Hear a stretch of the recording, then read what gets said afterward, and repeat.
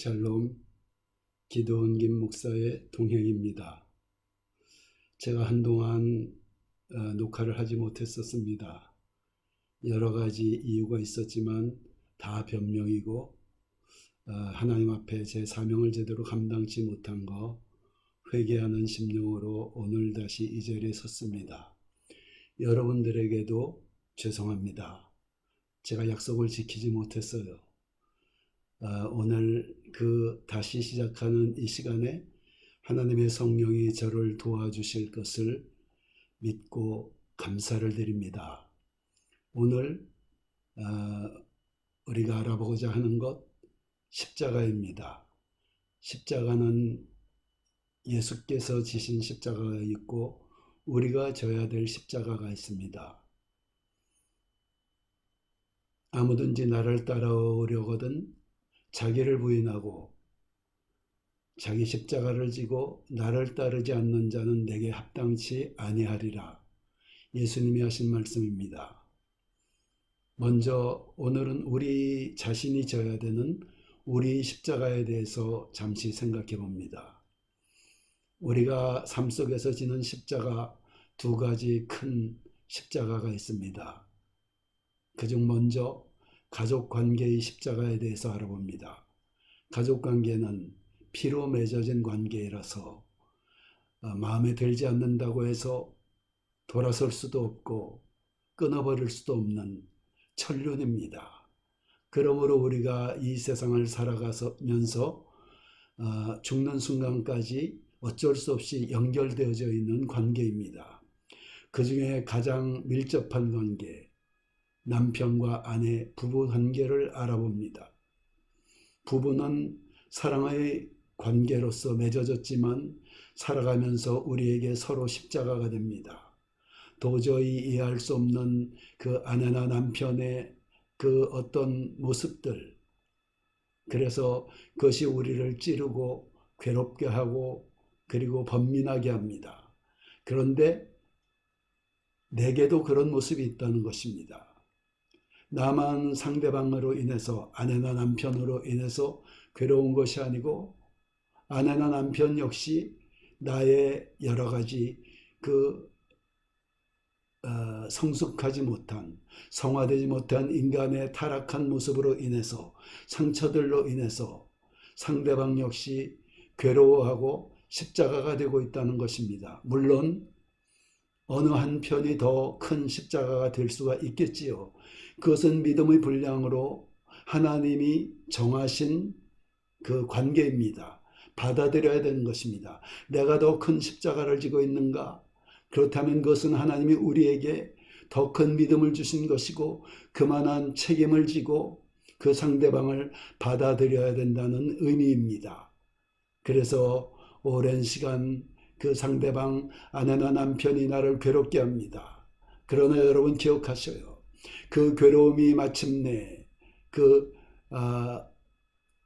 어느 정도 해결이 되고 우리에게 다시 만날 수 없는 귀한 인생의 동반자가 된 날이 반드시 온다는 것입니다. 부활의 날이 온다는 것입니다. 부활은 십자가를 반드시 통과해야 얻게 되는 삶의 열매입니다. 또 십자가는 반드시 부활의 열매를 맺게 되는 것입니다. 때가 되면 남편과 아내가 그 삶 속에서 자녀도 떠나고 친구도 떠나고 모든 것이 떠났을 때 우리에게 가장 귀한 인생의 반려자가 되는 것이 그 상대방의 십자가를 지고 얻게 되는 부활의 열매라는 사실을 기억하시기 바랍니다. 그리하여 끝까지 인내하세요. 하나님이 맺게 해주신 관계, 우리의 선택에 의해서 우리가 지게 된 십자가 끝까지 책임을 지시고 그 십자가를 지고 걸어갈 때 마침내 때가 되매 우리 삶의 놀라운 부활의 열매로 다시 얻을 수 없는 귀한 인생의 동반자로 변화되는 날이 반드시 오게 되는 것입니다. 한번 실패한 그 관계가 있습니까? 여러분, 우리가 인생에서 결혼에 한번 실패했을지라도 그것은 다시 만나는 관계가 됐을 때, 다시 누군가 하나님이 허락하셔서 만나게 됐을 때 그 실패가 우리에게 귀한 교훈이 되어서 더 아름다운 관계가 되어질 수 있다는 사실을 기억하고, 다시 만난 관계가 있다면 여러분 끝까지 또 지게 되어지는 십자가 잘 지셔서 인생의 풍성한 삶의 열매를 맺게 되시기를 바랍니다. 두 번째, 우리가 지게 되는 십자가, 사명이 우리의 십자가입니다. 교회에서 우리가 각자에 맡겨주신 사명이 있습니다. 우리는 교회의 각 지체들입니다. 누구나 크고 작은 사명들이 있어요. 그 사명이 우리에게 십자가가 됩니다. 우리 자신의 시간을 희생하고, 우리가 가진 물질도 때로 주님 앞에 헌신하며, 우리가 각자 그 교회에서 맡겨주신 사명의 십자가를 져야 되는 각자의 역할들이 있습니다. 열심히 준비하고 노력해서 그 십자가를 지고 주님 그 길을 걸어갈 때, 우리는 열심히 밤새도록 준비하고 기도하면서 얻어낸 우리 지혜에 대해서, 우리 그 경영에 대해서 그 말을 들은 1, 2분 들은 이웃들이, 공동체의 이웃들이 반대하고 문제를 지적합니다.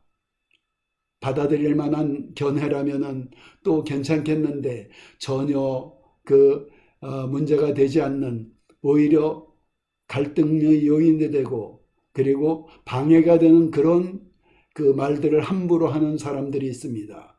우리가 공동체 속에서 같이 신앙생활을 해나갈 때 정말 마음에 들지 않는 이웃들이 있습니다.